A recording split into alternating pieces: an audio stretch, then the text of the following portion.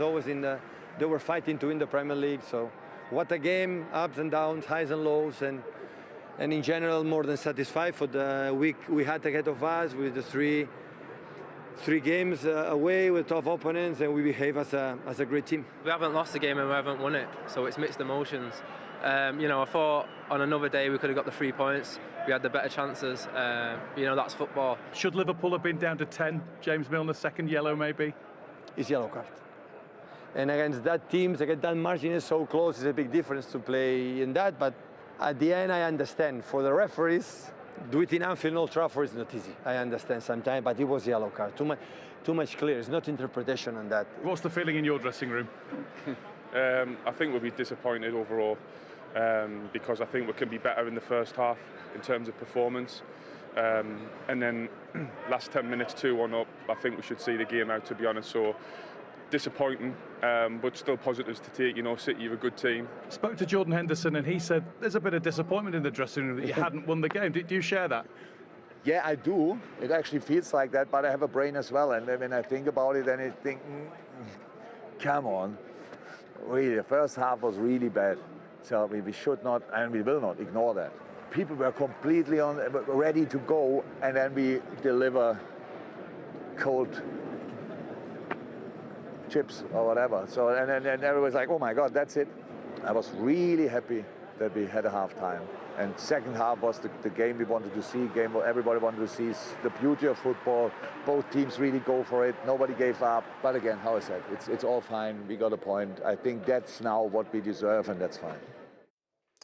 Well, over the years of doing this, we've often seen title challengers cancel each other out in games like this, and this was the opposite. It was brilliant. Oh, it was a magnificent game. Man City played some incredible stuff in the first half. Liverpool didn't turn up. City battered them, I thought. Should have been at least two or three goals up, created some very good opportunities. And we said at half-time, didn't we, that Liverpool can't be as bad as that again in the second half. And Jurgen has obviously worked wonders in the dressing room with what he said.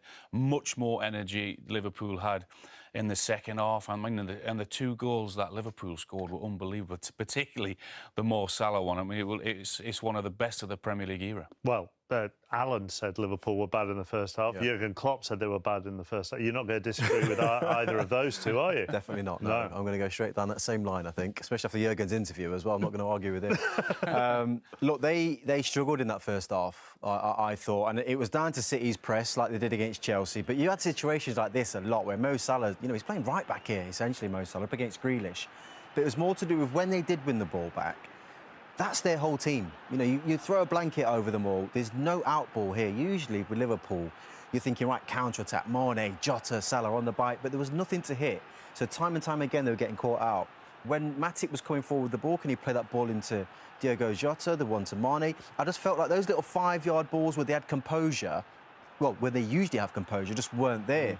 So they couldn't find their rhythms. The situations like this, where Matip does find the ball this time, and then it's a poor ball.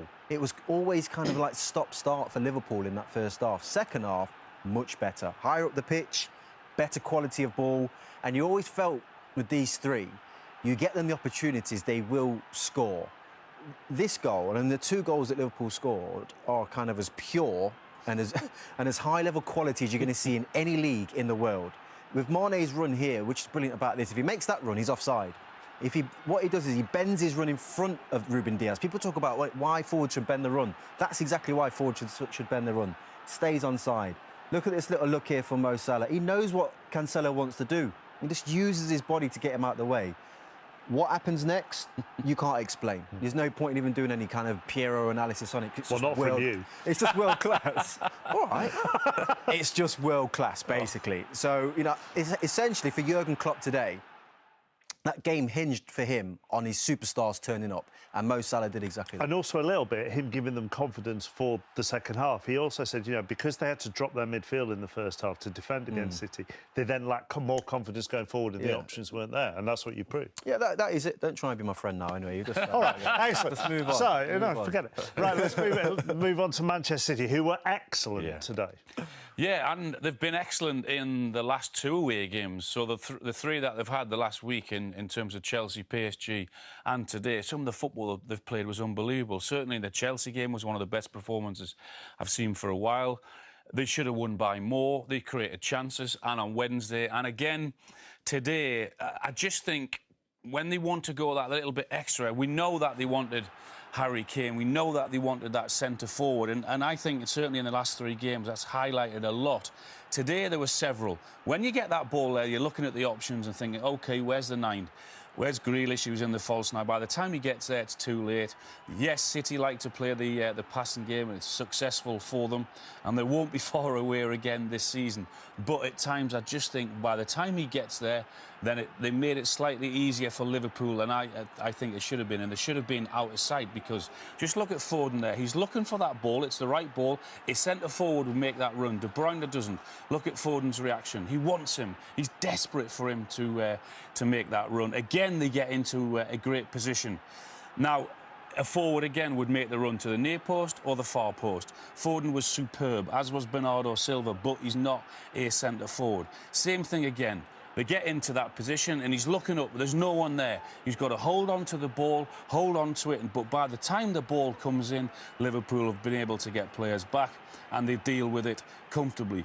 Second half, when Sterling came on, he makes a superb run in behind. Times it to perfection. But just look at Bernardo Silva. That exact same thing again. A forward with a killer instinct would get on the end of that and make that run in there. And I think an average player, an average centre-forward playing centre-forward for Manchester City would get at least 20 goals. A world-class forward in that team, centre-forward with a killer instinct, would get 40 goals. Is the counter-argument, and this may be a stupid question, that by having an out-and-out centre-forward who just hangs around the penalty area, that then detracts from some of City's other play? No, would that be the argument? No, I don't think so. That's why he wanted to bring in Harry Kane. He wanted someone to fill that gap that I've just highlighted there. And if Harry had gone there, he would have, as I said, he would have got 40 goals at least. They're still going to challenge, there's no doubt about it. But I just think in those big games, and certainly in the last 3 games that I've watched, that's the thing that has been, if you're going to be hypercritical, that's the thing that I think that's been missing. Because in fairness, just quickly before you move on, they won the league and got to a Champions League final last year without a striker, essentially. I mean, I know they had Aguero there, but he was injured for a lot of the season, and Gabriel Jesus was in and out. But then people would say exactly what you just said. That final, that's probably where they needed that. Yep. Everything went through Phil Foden today for Manchester City. He's electric, the kid. You know, he's only just come back. You know, starting games for City. His first game that he started in the Premier League was away at Chelsea, and the impact that he has on this team is very evident. The chances created. The couple of things I love about Phil Foden, and one of the biggest things, and that was the pass of the day, by the way, from Edison. He runs forward non-stop. He's asking questions of you, whether he's got the ball at his feet or whether he's running in behind you. He scores a goal. You know, he's one of the kind of like we were talking about it before, a left-sided player who likes to play on the left side.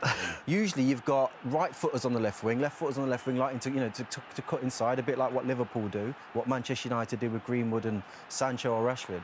But, you know, I mean, Al, we both were lauding him throughout the game. I just sat there thinking, you know, some of the things that he's doing with that football on that left-hand side was just superb. Some of the balls he was playing in. What a player he is. Yeah. Liverpool should have been down to 10 men. Would you both agree with Pep Guardiola there? Yeah. Absolutely, 100%. I mean, on this occasion here, the ref doesn't even give a free kick when Foden's running in.